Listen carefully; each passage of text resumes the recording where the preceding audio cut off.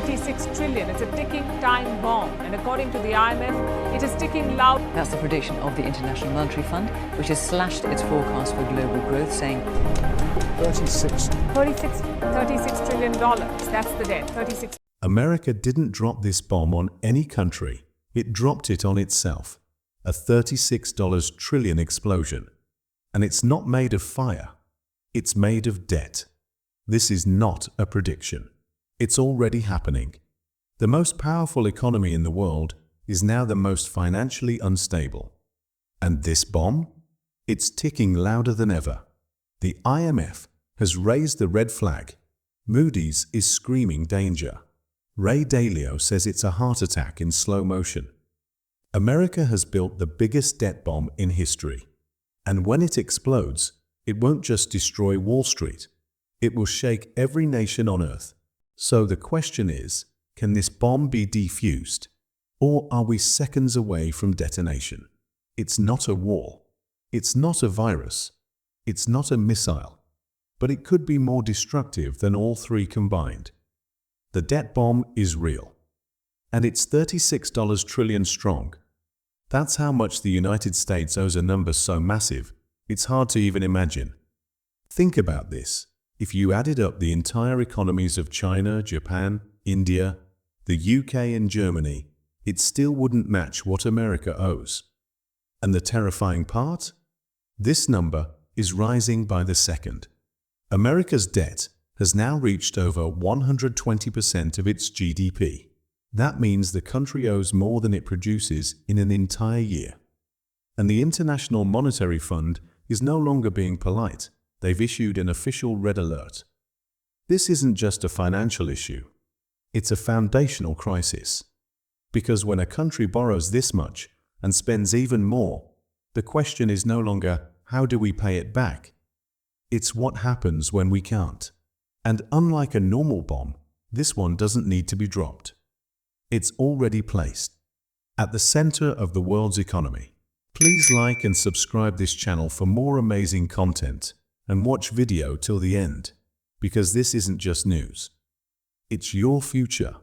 Imagine a teenager earning $300 a month, but still buying the latest iPhone on EMI, eating out every day, and booking vacations they can't afford. Now scale that mindset to a country and you get America's spending problem. This isn't just overspending. It's compulsive, relentless, and blind to consequences. The U doesn't spend more during emergencies, it spends more all the time. Boom or bust, peace or war, the money keeps flowing faster than it comes in. Just look at where it goes. Defense, Social Security, Medicare, interest payments together. They devour 70% of the U.S. federal budget. Every year, America writes checks it cannot cash. And to justify it, they use words like national security and freedom. But here's the irony. Despite spending over $800 billion a year on defense, the U.S. couldn't win in Afghanistan.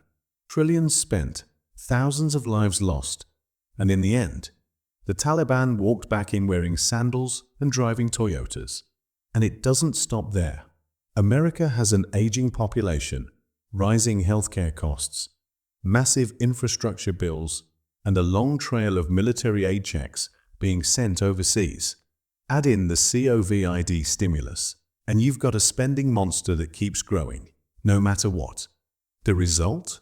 A nation that acts rich, but runs on debt. And just like that teenager, sooner or later, the bill comes due. You'd think a country drowning in debt would try to collect more tax, right? But America did the opposite. It handed out trillions in tax cuts, and guess who benefited the most? Not the poor, not the middle class, but the rich. Over the years, the U.S. government has followed a simple logic: if you tax the wealthy less, they'll create more jobs, pay better wages, and grow the economy. This was called trickle-down economics. Sounds nice in theory, but in practice, it became flood-up economics. Here's the truth. The charts won't tell you loud enough. The poorest 20% of Americans got just 3% of all tax cuts. The next 20% got 7%. But the richest 20%? They walked away with 65% of all the cuts. That's more than everyone else combined. These weren't just numbers. These were lifelines, ripped away from the people who needed them most and handed to billionaires already flying in private jets. The result? America became two countries, one living in gated communities with offshore accounts and the other struggling to afford rent, food, and basic health care. To make matters worse, those same tax cuts created a massive hole in federal revenue. The government was giving away money it didn't have, all while borrowing more, just to keep the lights on. This wasn't economic genius. It was a rich man's game, rigged from the start. And while the wealthy gained billions, the nation lost its balance. The tax trap was set, and America walked right into it. Imagine owing so much money that just paying the interest becomes a crisis. That's where America is now, not struggling to repay the debt, but simply to keep up with the interest on it. Every year, the US spends nearly $1 trillion just on interest payments. That's more than the GDP of 174 countries. That's money that doesn't build schools, fund hospitals, or fix roads. It's money burned to keep the creditors calm. But this is not sustainable. And here's the terrifying loop. To pay off existing interest, America borrows more. To borrow more, it issues government bonds. To attract buyers, it promises higher returns. But higher returns mean even more interest next year. It's a debt spiral, and every turn makes the fall harder to stop. This isn't new. It's been happening for 2 decades. But today, with the national debt now at $36 trillion, the spiral has turned into a financial black hole. The U.S. is stuck, trapped between a mountain of old promises and the growing cost of keeping them. And unlike a recession or a war, this bomb doesn't come with a warning siren. It's silent, it's mathematical, and it's already detonating one interest payment at a time. Every nation has its limits. But in America, those limits come with a trapdoor. It's called the debt ceiling, a legal limit on how much the government can borrow. Sounds responsible, right? Like a financial guardrail to prevent disaster. But here's the truth. America has raised or suspended its debt ceiling over 70 times since 1960. So what's the point of a ceiling if you can punch through it every time? This isn't fiscal discipline. It's political theater. Each time the U.S. reaches its borrowing limit, politicians argue, markets panic, and then without fail, they raise it again. It's like watching someone max out their credit card, call it an emergency, and then just apply for a bigger one. But now, even the world is losing patience. Credit rating agencies like Moody's are downgrading U.S. bonds. Foreign investors are pulling back. And the IMF has stopped sugarcoating it. Because this time, the debt isn't just a number. It's a monster. And no matter how many times they raise the ceiling, the floor beneath America's economy is starting to crack. The Great Ceiling lie has been exposed. And there may not be a ladder tall enough to escape what comes next. The world once believed that U.S. debt was the safest bet on earth. If everything collapsed, one thing would stand tall, the American dollar. But not anymore. Today, even the giants are backing away. In 2012, China held $1.30 trillion in U.S. bonds. Now, just $759 billion. Japan once held $1.80 trillion. That number has shrunk too. One by one, the global buyers of America's debt are quietly stepping back. Why? Because even the most loyal investors know when trust weakens, collapse follows. The U.S. Treasury bond, once the gold standard of financial safety, is losing its shine. Yields are rising, meaning America is having to pay more just to borrow money. That's like a loan shark raising your interest rate because he's not sure you'll pay him back. And while America scrambles to borrow more, billionaire investor Ray Dalio is sounding the alarm. He calls it a financial heart attack in slow motion. According to him, we're no longer looking at a downturn, we're staring down a complete systemic failure. In the next 12 months alone, the U.S. must roll over $9 trillion in debt, a sum larger than the entire economy of Germany. And if global investors stop lending or demand even higher interest, the spiral becomes unstoppable. This is no longer just America's crisis. It's the world's gamble. And as the stakes rise, the trust falls. They call it the one big beautiful bill.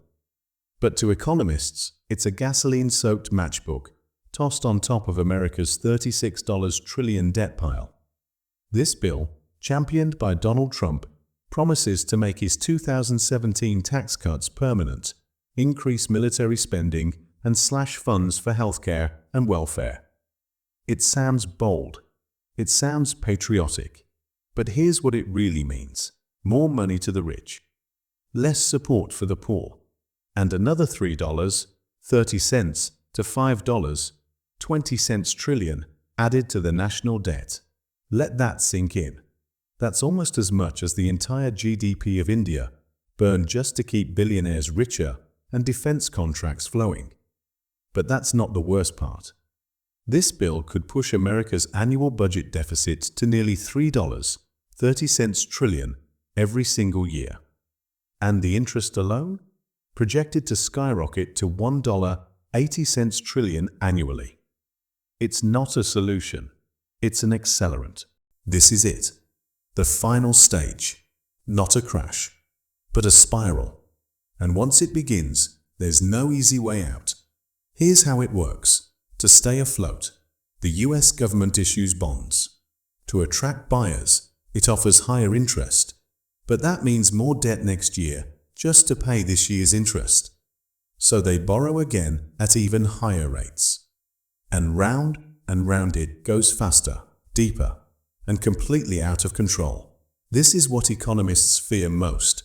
Not a sudden collapse, but slow, tightening noose. Every year, the hole gets deeper. Every solution becomes a new problem. And every warning bell is met with silence or denial. Ray Dalio, one of the world's most respected investors, has a name for this, an economic heart attack. And he's been warning about it for 16 years. The terrifying reality? America may already be past the point of no return. The debt is growing faster than the economy. The interest is swallowing the budget. And the world, including China, Japan, and India, is beginning to step away from the fire. So what happens if the U finally breaks? Markets will crash. Currencies will crumble. Nations will bleed. And once again, the poor will pay the highest price for a crisis they never caused. This isn't just a financial story. It's a global warning. Because when the world's most powerful economy enters free fall, no one is far enough to escape the shockwave.